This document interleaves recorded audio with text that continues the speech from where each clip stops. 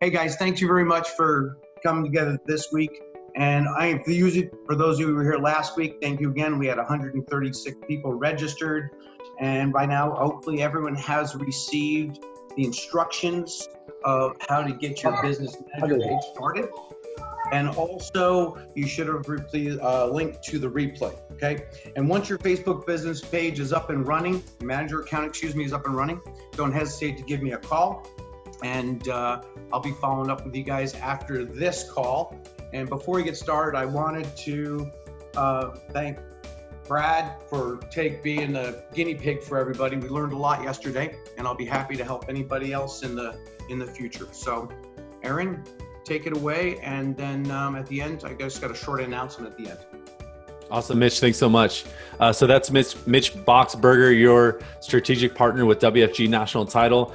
And welcome everybody to today's session. This is session number 3, Forexing your follow-up and conversion. I'm Aaron Lacey, your psychology-driven digital marketing trainer and speaker. And I specialize in helping loan officers go from good to great, identifying roadblocks, obstacles, blind spots that you're not aware of because you don't know what you don't know, and helping you create differentiation in your business, really move the needle, accomplish your goals. And so again, today's session number 3, Forexing your follow-up and conversion. We've already gone through dialing in your online presence and reputation, generating Facebook and Instagram buyer leads. That was last week. That replay should have gone out into your email by today. I believe it went out this morning. We had just had some email sending challenges on getting that through some firewalls. That's been sent out to you guys.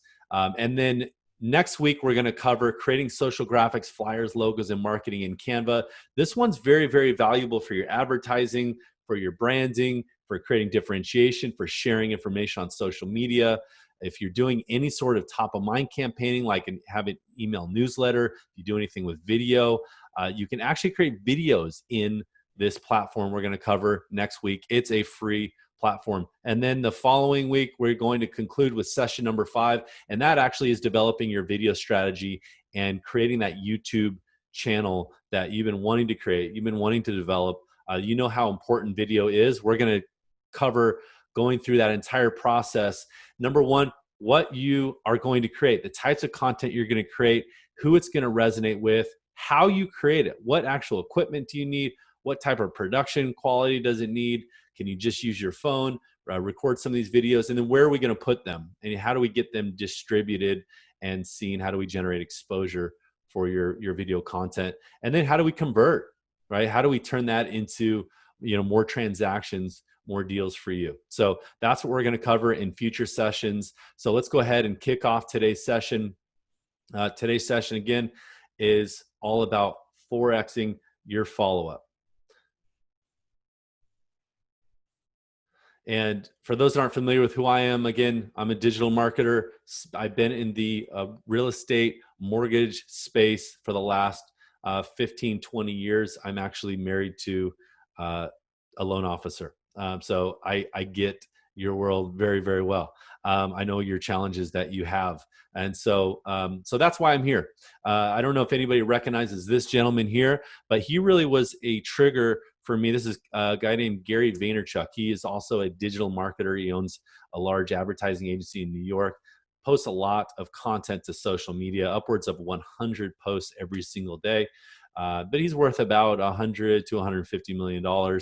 And he is an Eastern Bloc kind of Russian immigrant, if you will. He was actually born outside the United States, created a lot of success for himself. And he's done that through the execution of strategies that he's learned. And so that's what I would highly encourage everyone to do on today's session, is to execute what you learned today, what you learned last week. If you attended that Facebook advertising session, execute on it. It's going to cost you some money. It's going to cost you a little bit of frustration to get set up, but be patient with yourself. Be patient with the process, patient with the system.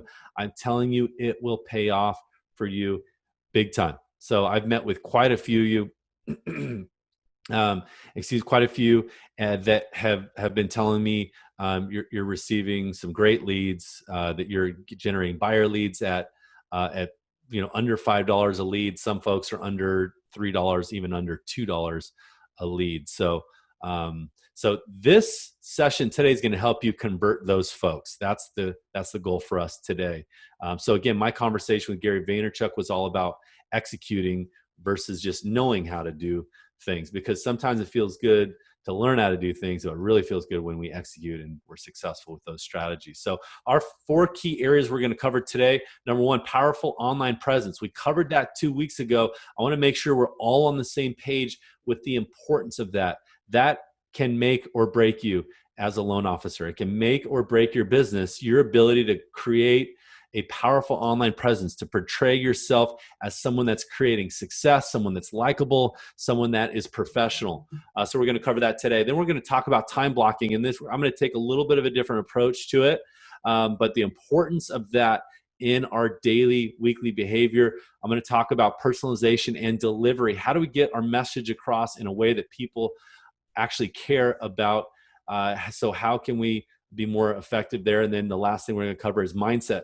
Mindset is very, very important when we're communicating with people. How can we make them feel like we care about them, like we care about the process? How can we convey ourselves as being trustworthy? Okay, because that's what this business is all about, is trust. And so, and how can we keep people coming back to wanting to use us, to refer us? What about our agent partners? Can we get them to continue to want to engage with us and do business with us, and tell other agents about us? So, that's kind of the ideal scenario. We're going to cover some of that today. So number 1, let's jump right into this. I think today's session is probably going to be about 30 minutes. I'm going to push through as quickly but as thoroughly as possible today. And I will make this replay available.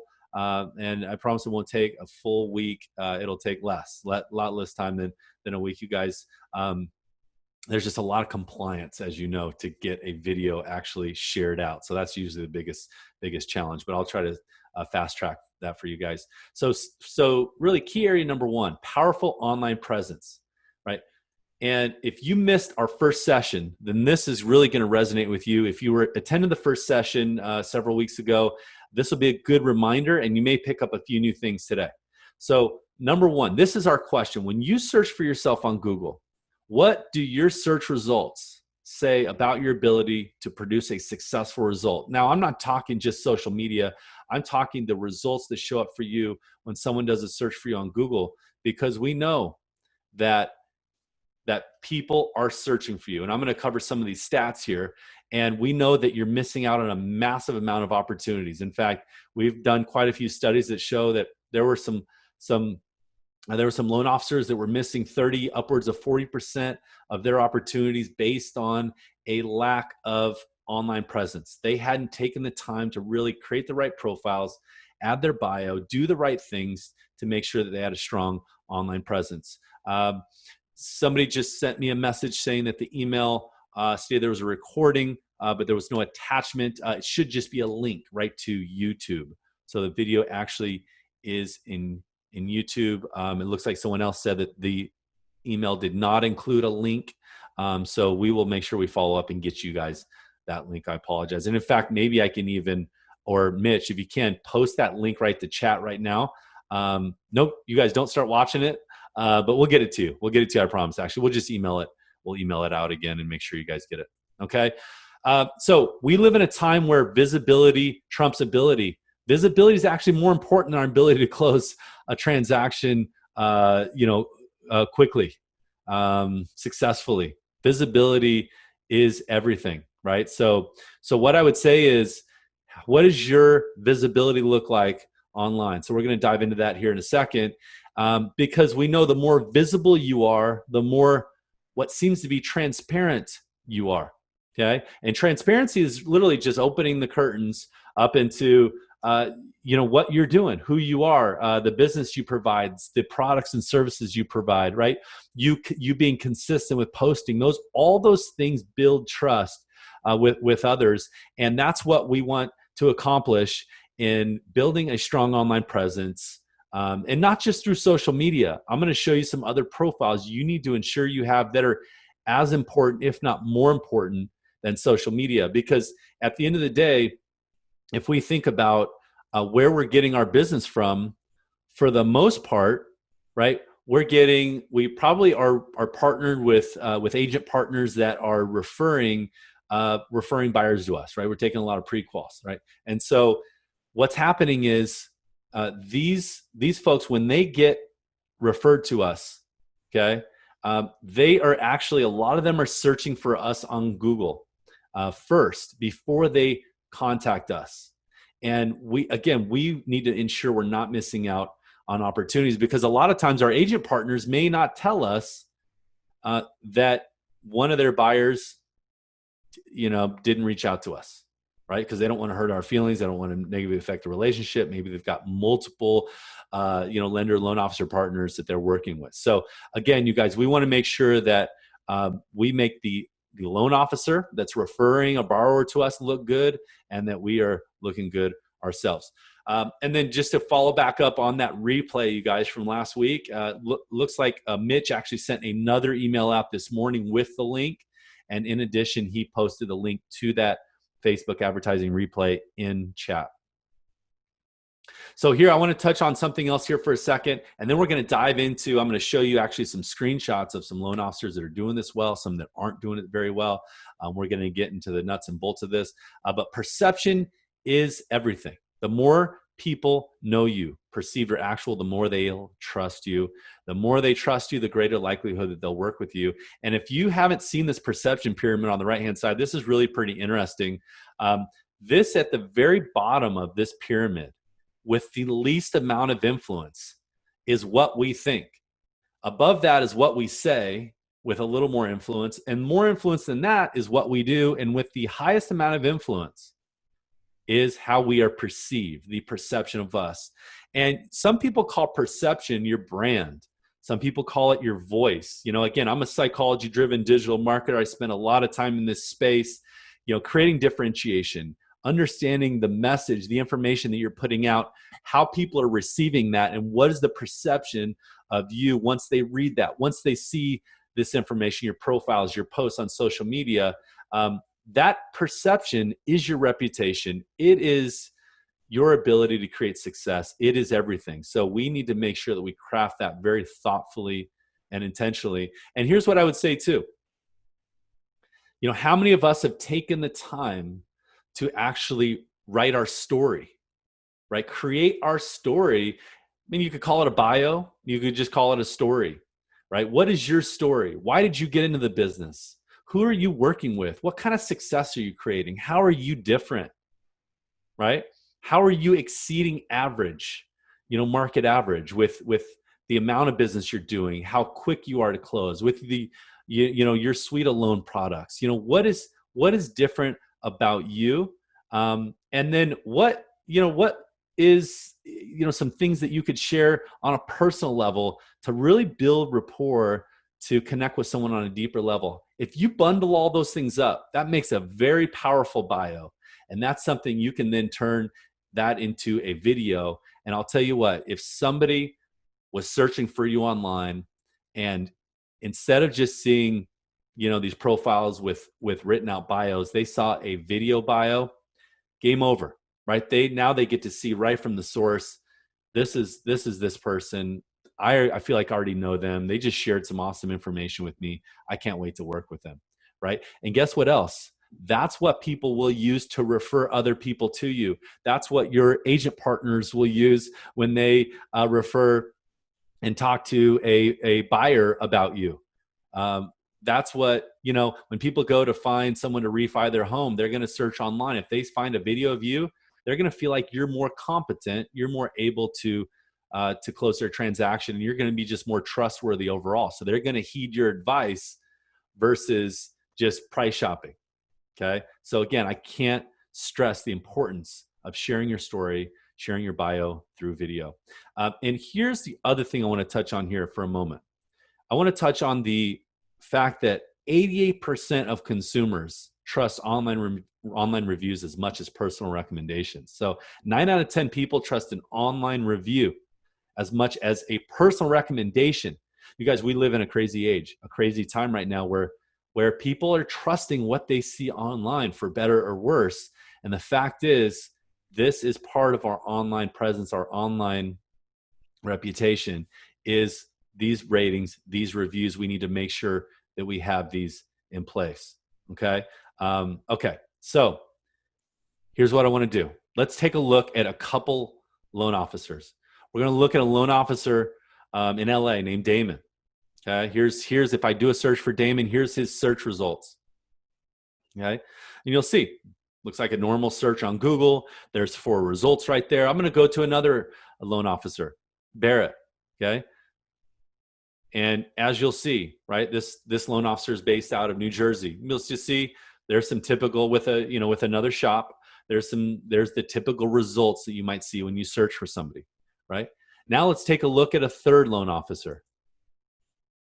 And what's different about this loan officer versus the other two, right? Imagine if this loan officer was one of 2 or 3 that an agent referred a buyer to, right?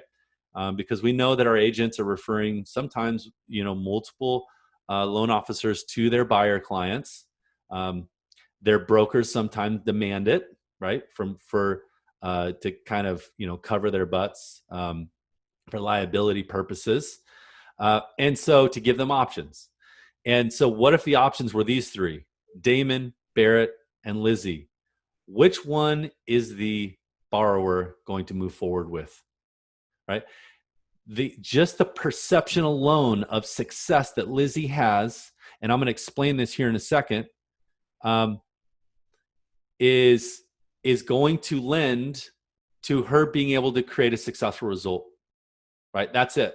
So the visibility of Lizzie, the fact that she has ratings and reviews, and by the way, the psychology term for that is called social proof, right? She's more, so she has more social proof. You'll see these yellow stars, right? Those are the ratings on Yelp, on Facebook, on Redfin. You'll see on the right-hand side, she has an additional profile she's created called the Google Business Profile, where she has taken the time to ask her borrowers, her clients, her partners, her vendor partners, anyone that knows her in a business capacity, any sort of business capacity, whether it's someone in her network, right, that just knows her as a loan officer, as a team leader. She's asked them to rate and review her, right? There's nothing wrong with that. We don't have to wait till a close of escrow to ask a borrower to rate and review us. We can ask them at any point, and we can ask anybody that knows us in a business capacity. Why wouldn't we? Ask them to share an experience where you feel, or where they felt like you exceeded their expectation, where you go above and beyond, where you're above average. And so those are the best types of ratings and reviews you can get. And so Lizzie has done that. And she knows that, 70% of the people she asks to review her will do it, right? But what's happening, you guys, is we're asking less than 10%, or less than 10% of us are consistently asking people to review us. We're missing out on that big word of mouth, that big referral opportunity, that big thing called social proof. Okay. And that profile on the right-hand side is her Google Business Profile. If you don't have one of those and you missed the session 2 weeks ago, you guys get that created. Simply go to business.google.com to get your Google Business Profile set up. Once you get that set up, you're going to want to add your photo in as the cover photo. Make sure that your business name, actually, Lizzie is a little off with hers. She says Cross Country Mortgage, Lizzie Heffer, or Hofer Irvine. Here's the deal. She should have started this with her first and last name. So make sure it's your first and last name. Then you can add next to afterwards, or your title, and then fill that out. Add your hours of operation, your website, add your address. Add all these crucial items into this profile. And what's going to happen is you're going to be able to generate organic leads by simply having this profile created. I mean, let me repeat, if you fill this profile out in its entirety, okay, and you go above kind of the average person as a Google Business Profile, your profile will show up in Google search results, whether someone does a search for your name or a search for a service or a product that is related to what you do.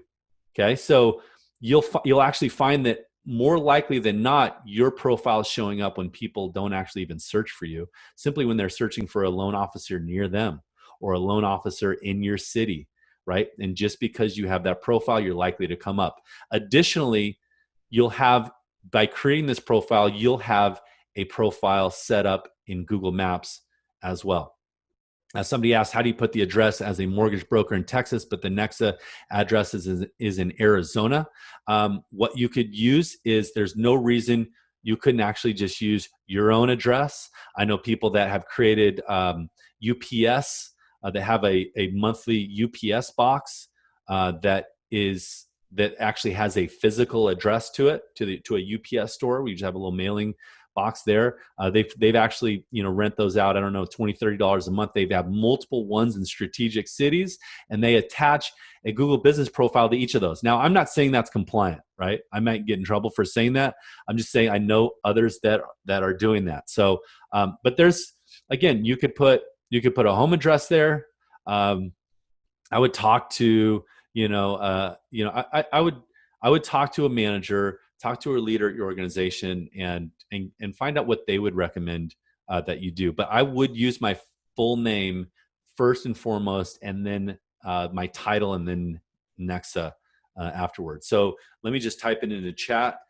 So I would go something like,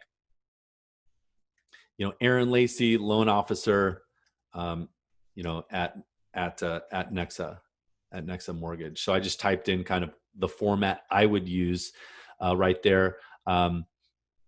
And so you could say mortgage loan officer if you want. The reason why you're going to use maybe the word mortgage is because it's a keyword. People might be searching for Aaron Lacey Mortgage, or Aaron Lacey Loans, or Aaron Lacey Loan Officer. I want to make sure that we come up. In addition, Google's going to recognize you as being involved in the loan mortgage industry. And if somebody's just looking for a loan officer near them, and your address happens to be within a certain radius of them, your profile is going to come up, and they're going to reach out to you. Here's the other cool thing, you guys, is when you create this profile, you're actually creating a mobile optimized profile that actually shows up first in the search results. So you'll notice the screen on the left is desktop, and this is that Google business profile if someone does a search for on their desktop or laptop. But if they do a search on mobile, and we know that more than 50% of Google searches are done from phones, this is what that profile looks like on the phone. Okay, so it actually is a single column, and someone does a search for you, or Lizzie in this case. What's the first thing that shows up? The first thing that shows up is her photo, her social proof with 4.9 rating, 25 reviews, one-click call, one-click directions, one-click website, get to her website. They just added messaging, so one-click message her, right? I just had someone detail my wife's car after my kids had a toothpaste fight in the front seat. And how did I find that car detail, mobile car detail service? I just searched for it on Google. And then how did I communicate with them and set the appointment? I simply did it right from the Google business profile, never talked to anyone. That's how business is happening right now on the real estate side, on the mortgage side. It's incredible what's happening right now. So I would say you guys get ahead of the curve, adapt to this new change, because this is the future of how people are going to be finding and interacting and engaging with businesses. Okay. And Brian asked, what should the business site look like? When you mean website, here, I'll touch on that here in a second. If you're talking about website, if you don't have a website, I would encourage you to create a website. Take some time to create a website, and you'd be surprised what a website can do for your business. And I'll tell you this, I rarely see loan officers with websites, rarely. And a website can be a game changer for you. I mean, it can be that one point of differentiation for you. So here's the other thing too. When you create a Google business profile, you can actually, there's actually the option to turn that into a website, right? Google actually will convert that into a website. It looks like Bryant just shared his link right to his website. So, okay, guys, I do want to spotlight a website here for a second. And there's a couple really positive things I like about this. This is actually a company that's in the Arizona, Phoenix market. And they provide a lot of different services, insurance, investment, just a local kind of mom and pop type shop. But what they did well is they made this about the people that they work with. It was really geared away from just product and service based, saying how great we are. And it actually was geared more towards the success that they create, right? The guidance that they create, and which is almost a paradigm shift to what we're used to doing. We're used to talking about ourselves. We're used to sharing about how great we are, our loan products, the company we work for, how quickly we can do things. But they started focusing on the experiences of their clients, of their borrowers. And it's amazing what happened to their business. They went from just basically a single individual that started a company to now I think they're up to 25 folks. And so again, incredible the way that they're utilizing video. They've really personalized the approach on the website. Now they spend a lot of money on this. You don't need to spend as much as they have, but I would say it's really something to kind of work towards. And if you are looking for a good website platform that's really easy to use, I would highly recommend Squarespace. Okay, I'd highly recommend Squarespace. Brady asked, do you need a Gmail address to create your Google business profile? Yes, you do. Okay, yes, you do. So to get this profile set up, you will have to have a Google account. Okay, and basically Google account is synonymous with saying a Gmail account. So here's the thing. It doesn't have to be any particular Gmail account. Your email address does not actually get viewed by anybody. So nobody knows, it could be, aaronlovespizza@gmail.com. Okay. You will need a physical address, as Antonia says, to verify your business location. Now, there are cases where you don't need a physical address, where you can work from what are called service areas. But I haven't seen Google approve many of them recently. So again, make sure that you go to business.google.com. If you need to create a Google account, do it right from there and get that all set up. Okay. And you guys, I want to share this website service. Again, I want to make sure you're totally compliant with websites, right? So you want to check with your compliance department, make sure that everything's on the up and up for you to move forward with creating a website. But if you want to create a lot of differentiation in your business, I'd recommend a service like Squarespace. Squarespace is very inexpensive. It's maybe $20 a month. Okay, you need to buy your domain name, and my domain name that I'd buy would just be my first and last name.com or first and last name loans. So aaronlacey.com or aaronlaceyloans.com. And then I would sign up for Squarespace and get a website. And then I'd choose one of these designs.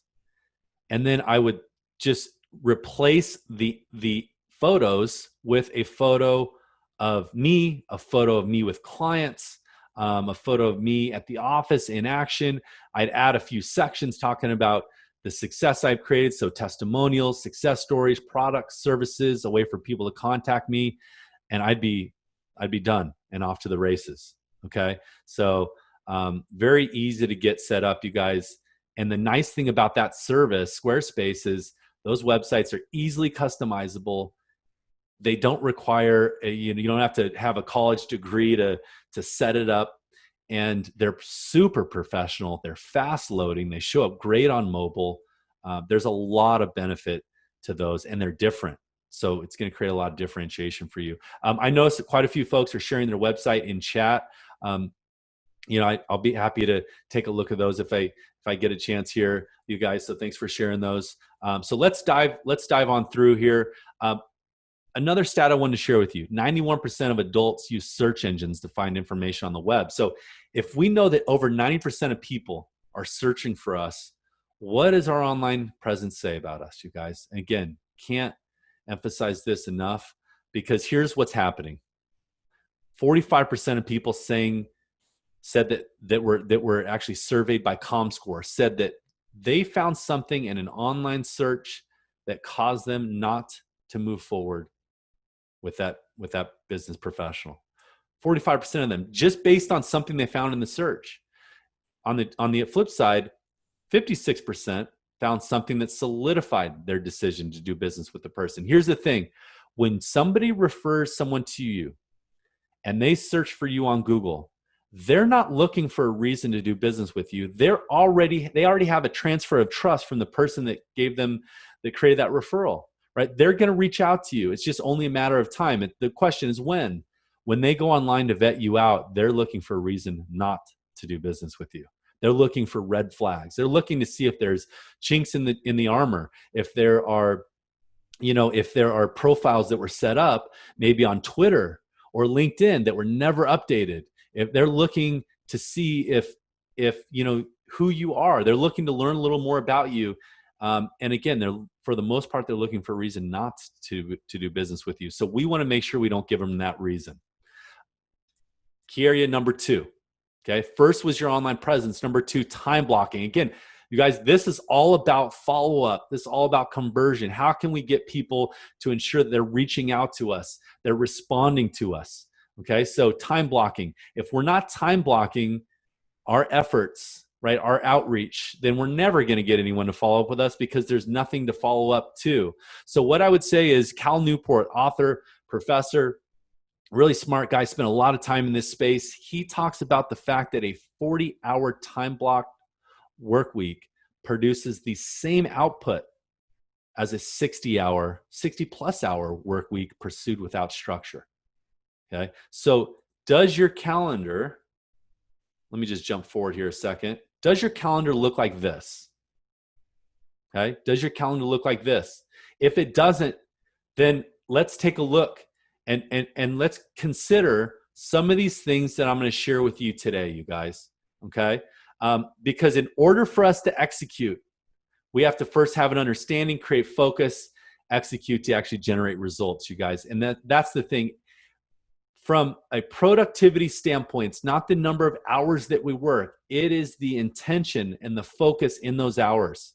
That's all that matters. I don't care if you're working a 10-hour day or a 2-hour day. I know some loan officers that work 2 hours a day, and they're in the Scotsman Guide. I mean, so here's the thing. It's not about the hours. It's about the intention and the focus during those hours. And we know that from a productivity standpoint, a loan officer that's working 40 hours a week, at week 4, their productivity matches somebody working 60 plus hours a week. And in fact, after week 4, it exceeds the productivity of somebody working 60 hours a week. Studies have shown. And the reason is it's because of burnout. It's because of energy. It's because a lot of the I'm not saying don't work 60, 80 hours a week by any means. I'm saying ensure that you're intentional. And if you are, you guys, make sure that you have all the other aspects of your life dialed in. Okay. So from your health to your relationships, make sure you've got your morning routine set up, right? I love Hal Elrod's Miracle Morning book where he does, visualizations and positive affirmations. Those things, they've changed my life. They're absolutely phenomenal. A lot of you may say, well, no, those are kind of cheesy. Those are corny. So be it.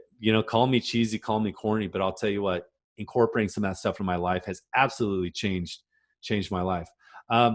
If you're not familiar with this, I'm not going to spend a lot of time in this space, but I just want you to take this in, food for thought. This is how we can categorize and bucket all these tasks that we have to do. If you have a running task list or a to-do list, or you have all these things running through your mind that you need to be doing, write them all down. And then I want you to bucket these. And I'm just going to help you real quick figure out where to bucket these into. Okay, because you got 4 different buckets. Every single thing that is weighing on us that we need to be doing can fall into one of these 4 buckets. And the first bucket is the do first. Okay, this is what we need to be doing first. This is what I call important and urgent. And if you look at these side rows, you'll see important, less important, and then the column headers, urgent, less urgent. So important and urgent, do first. These are core tasks. I call those IPAs, income producing activities. I like to drink IPAs and I like to do IPAs, okay? IPAs, you guys, income producing activities. Your calls, making your calls. You're managing your ads, responding to new leads, building relationships with real estate agents, dealing with transactions, right? Those are things that are urgent and those are important. I would love for us to spend all of our time in this space, in this bucket, okay? Schedule. These are things that aren't super urgent, but they are still important, like managing your contacts in your CRM, connecting with real estate agents, optimizing your website. If you're not familiar with SEO, search engine optimization, absolute crucial key area that can create a lot of success for you, especially if you have a website and you're adding content to that website. Segmenting your leads, that would just, again, be organizing people in your database based on their intent, based on their timing. Okay. So again, that's things that you would schedule out, time block out. That's under the important row. Okay. Now, if we go down, urgent, but less important, what are these types of things? Okay. So this gets a little tricky, right? But let's just say we need to find phone numbers. We need to find contact information for people. We're dealing with cold leads. These are less important things that we probably shouldn't be focusing on. We need to delegate this stuff out. If we're running Facebook ads, we're spending a lot of money, we're generating a lot of leads, we should be delegating the response, at least the nurture of those leads, out to somebody. I'm going to share with you a few examples of who you could do that too. Okay. And then in the last bucket, don't do them. Okay. These are things that are a waste of time. Mindlessly utilizing Facebook and not intentionally engaging with people is something that we don't want to spend time doing. Things that aren't moving the needle for us, you guys, let's move away from. Seriously, if what you're working on, your task list, to-do list doesn't fall in one of those other three buckets, just put a line through it, get rid of it, you guys. It's actually going to create a lot of clarity for you. You'd be surprised. Let's dive into, again, blocking time, okay? Lead generation. If you're not blocking 2 to 3 hours every single day for lead generation prospecting, then you need to highly consider it. And again, this is what your calendar should kind of resemble, right? This is a highly intentional, time blocked out calendar. What I would say too is, when is your follow-up happening, right? And 9 to 10 is a great time, but I will tell you this, a 1 hour time block for making phone calls. What you want to do, and the ideal, whether you're making calls or you're focused on one specific task, because we all know that multitasking is a farce, right? There's no way we can focus on multiple things at the same time very effectively. And I'm talking the here and now things, not, we can juggle multiple different efforts, right? But we can really only focus on one thing at a time. Here's what I would say: that focus draws and requires a lot of energy. The ideal way to spend an hour, if you're super focused on one task, is to work for 20 minutes. Take a 5-minute break, work for 20 more minutes, take a 15-minute break. That is a very productive hour. Okay, some of you might know the Pomodoro technique. There's a lot of different time blocking, time productivity techniques. This is a really simple one: 20 minutes on, 5 minutes off, 20 minutes on, 15 minutes off. Rinse and repeat. I'm telling you, a lot of us try to work through 45, an hour, 2 hours straight. Next thing we know, we're cross-eyed, right? Next thing we know, we've just spent a lot of energy. We just sprinted for way longer than we should have. But you'll know, if you sprint a little, take a little walk, sprint a little, take a little walk, that person's going to make it a lot further around the track than a person that's in a full sprint. So again, just a food for thought for you guys. CRM, if you're not utilizing a CRM, I'm just going to touch on that for a second. If you have a CRM that has a great dashboard, good for you. If you don't, you guys, I'm going to touch on this a little more, but this is somewhere you need to be, because it's going to help you ensure that you're accomplishing your goals, that you're staying on task. For those things that you can delegate out, consider hiring a virtual assistant. Okay, consider hiring a virtual assistant. There's a lot more virtual assistant companies that are popping up. A lot of those virtual assistants are based out of the Philippines. They speak perfect English. They're very skilled. They know marketing. They know social media. They know how to convert borrowers and turn buyers and renters into buyers. They can update your social media for you. They can find missing contact information. They can qualify leads. They can schedule appointments, right? They can follow up for events. They can do a lot of different things that you'd be surprised they could do. They can manage your website. They can build your website for you fairly inexpensively. So here's some good sources for you: Upwork.com, the VAHub.com. You've probably heard of Fiverr. That's another form of Virtual Assistants, FIVERR.com. Second U is a new one that's just launching recently out of the Phoenix area. So again, consider hiring a virtual assistant, something to definitely look into. There's a lot of good resources online for virtual assistants as well. Personalization and delivery, key area number 3 of 4. This is all about how do we get people to respond back to us? How do we send them a meaningful message, valuable message that is going to want to get them excited and reach back out to us? And we need to really look at what type of opportunity are they? Are they someone we've met in person? Are they someone that's looking to get pre-qualified, so they've been referred to us from our partners? Are they an online lead? What type of opportunity are they? We know this though, timing is everything, okay? Based on every study we've been involved in, timing is everything. And by the way, you guys, if you want to tap into a group of real estate agents that are really masterminding in a powerful way, this is a national group, jump into Lab Code Agents. Okay, the agents in Lab Code Agents are dialed in. Those are top producers. There's over 100,000 agents in that Facebook group. Just search for Lab Code Agents in Facebook.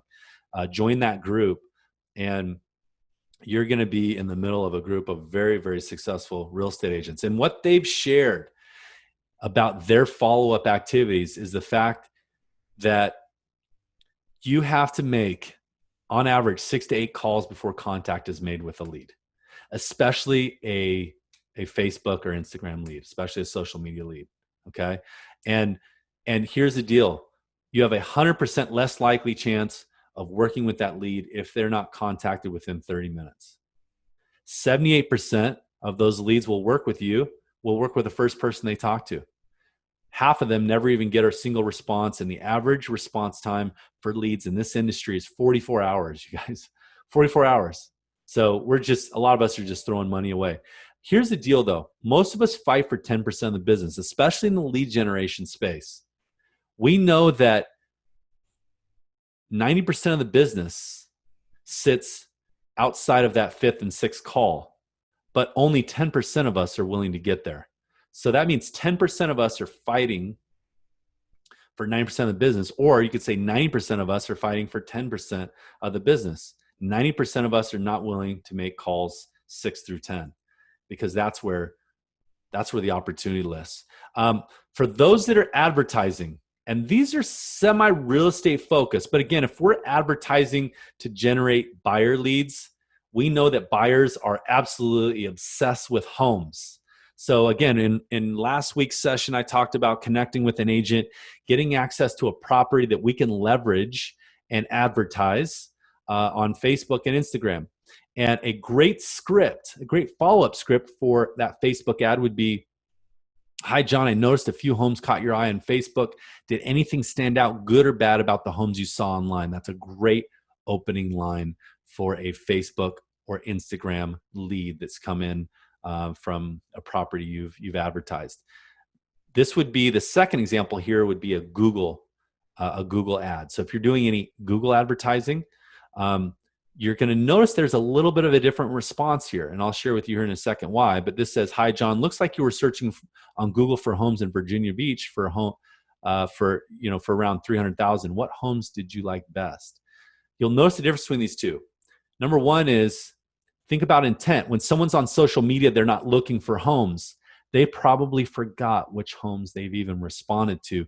So you're going to stay pretty vague. Or for those that are familiar with the sales funnel, you're going to stay close to the top of the funnel and just try to figure out, hey, where are these people even, we need to figure out, where they're even looking, if they're even still looking, right?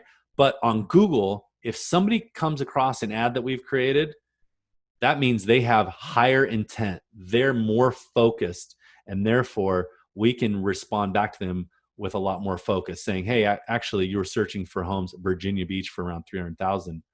What homes did you like best? Are you interested in taking a look at any of those? I'll connect you with an agent partner." So follow up. And I'd recommend this not just for leads. And I don't care how many leads you're getting. There's no reason we can't do some sort of video follow-up, whether it's BombBomb or Quick Pages, which is another good BombBomb type service. This was a question right here. This screenshot was a question posed in Lab Code Agents where this agent said, or this loan officer, I believe, said, anyone have success using BombBomb in their business? Recommend or no? And this person said 100%. I've had so many people in my database that would never respond, but after sending them videos, well, you start setting appointments. Video is a game changer. Why is that? Well, the reason is because your subconscious mind can't tell that that person on video is not sitting and standing right in front of you. Consciously, you know they're on video. Subconsciously, you don't know. You are going to connect with them in a deeper way. Emotionally, you're going to connect with them. It's a way to build rapport faster, connect deeper. That human-to-human interaction and engagement is critical. It goes to the core of who we are as human beings, right? The fact that we've somehow survived together for 50,000 generations, and here we still are. It's absolutely incredible. So it goes to the core of humanity, looking at another human being, looking at making eye contact with them, looking at their faces, their mannerisms when they speak, because most of communication, some people say, sometimes scientists say that it's over 80% of communications nonverbal, right? It's our mannerisms, it's our tone, it's how we're actually conveying the message. You can't convey a message with any sort of accuracy and really connect with someone on a deep level over text, over email, right? You can't. You just can't do it. And that's why these videos are so important. The service called BombBomb, I really like BombBomb. It's because I know the guys that run it pretty well, and it's a great service, and they have a lot of great templates. But whatever service you use, and even if you don't use a video service, even if you just send messages via Facebook Messenger, or via text message, just right from your phone, it doesn't matter as long as you're doing the video. But the fact is, 80% of BombBomb's customers said they are getting more replies when they're sending a video text or an email versus just a traditional typed out text or email. 68% report higher lead conversion overall. They're getting more people to respond because, again, you're less likely to reject my video, me saying, John, I know you're looking in this area, or John, really nice to meet you, or John, I've heard great things about you. Whatever that is, that personalized where I'm saying your name on video versus me sending that over text or email. It's just a lot more impersonal. So what should this nice meeting you video say? How long should it be? You guys, it's going to be short. I would say under 45 seconds, under 30 seconds. Nice meeting you. Something personal from the conversation, something you know about them, something personal from whether they're a lead that came in, has to match something that's personal to that ad they responded to. Okay. And you are just helping them with the process. Here's the deal. The other thing is you tap into the power of reciprocity when you take the time to create a video and actually speak directly to that person, saying their name in that video and send it to them. Whether it's a new agent that you'd like to work with, you say, hey, Jane agent, it's been a pleasure. Thank you so much for talking with me. I really look forward to the opportunity to partner with you and help you grow your business. That video right there is absolutely priceless versus just sending them an email or a text message. And the thing is, you tap in the power of reciprocity. They know that it wasn't easy for you to do that. In fact, they're probably pretty impressed that you did that because they'd like to be doing more of that in their business. And so now they feel like you just gave them a gift and they want to reciprocate. You'd be surprised too how it'll open the door for even an agent that maybe you want to do business with that you've never even talked to if you sent them a message, maybe via Facebook Messenger or email, whatever that looks like, okay? Videos save time, close distance, improves the quality of your relationship. It adds that emotion, human touch, and it helps with building trust and rapport. And what I would say to you is if you're working leads, how quickly can you get to that contact? Number 5, okay? Here's a 3-day example. You want to front load your lead response right out of the gate. So day 1, call, video, text, mail, note card if you can. Day 2, call, email. Day 3, call and text. We need to get to contacts 5, 6 through 10 as quickly as possible to really tap into that large group of leads that are being really aren't being followed up with very effectively. And I've got some more scripts and sample follow-up programs. If you're interested, let Mitch know. And here's the thing: if you have a meeting with, I don't care who it's with, if there's any reason to have even a phone call, recommend a Zoom, right? If you don't have a Zoom account, go to zoom.us, sign up for a free account. You'll get free 40-minute, 40-minute, time length on your Zoom meetings, and it's going to connect you to that person in a much, much deeper way. Okay. Here's the last thing I want to really kind of talk about too. Here under this third category is cold leads. When a lead goes cold, I'll share that flow chart with you. But what I'd recommend is when a lead goes cold, try communicating with them, or even a real estate agent or someone that you're trying to perform outreach to. Try connecting with them over Instagram or LinkedIn or Facebook Messenger versus just phone or text message or email. Try a different method to get in front of them. Offer personalized resources based on their needs, like top tips for financing, best time to buy, hottest areas, best schools, right? What are some really, really beneficial loan products right now? Try to just get back in front of them and get them some information that they may then respond to. You might even try some market stats. Do you have access to a market stats program? If not, let Mitch know. He can connect you with something. And remember, you guys, again, it takes an average of 5+ contacts before someone's going to feel comfortable moving forward with you for the most part. You guys, I want to end on mentality. This is what I think is the most important thing. I should have started off with mentality, but what I recommend for you is that you live in a place of abundance versus scarcity. Okay, and a place of abundance is one that's gratitude driven, peace of mind driven, it leads to wide choices and positive outcomes, versus scarcity, which is fear driven, anxiety driven, leads to poor choices and negative outcomes. Live in a place of abundance, place of gratitude. It's going to serve you incredibly well. The other thing too is rejection. We all face rejection. I will say this: what is the worst thing that could happen? What are we actually afraid of? Why are we not using video more? Why are we not prospecting more? Why are we not performing intentional outreach more? What is preventing that from happening? Let's dive deep into ourselves, figure out what that is. And then you guys, we need to use a CRM. There's a lot of different options out there. There's Surefire, Top of Mind, Be in Touch, Flowify, Whiteboard, Big Purple Dot. This is just to name a few. If you need help, need guidance and assistance with this, let us know. We're happy to point you in the right direction.